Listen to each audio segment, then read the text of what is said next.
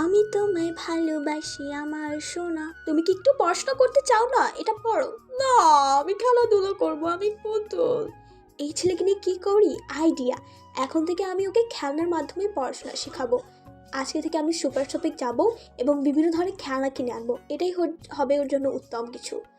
এই দেখো, আমি এবং তোমার খেলামণি কি কিনে নিচ্ছি। বি বি মানে কি? এটি ইংরেজি বর্ণমালা বাবা। এটা চমৎকার। তুমি কি এই টি শার্টটা কিনতে চাও? হ্যাঁ হ্যাঁ, আমি কিনবো। এটা চমৎকার এবং সুন্দর। নাও বাবা, এটা তোমার জন্য। এখানে কি লেখা আছে জানো? এবিসি। আরে কি প্লেটের উপর লেখা? অ্যাপল বানানা। ও, এগুলো তো ফলের না। ও মা, দেখো, এটা ইয়েলো কালার এবং এটা রেড কালার বাবা।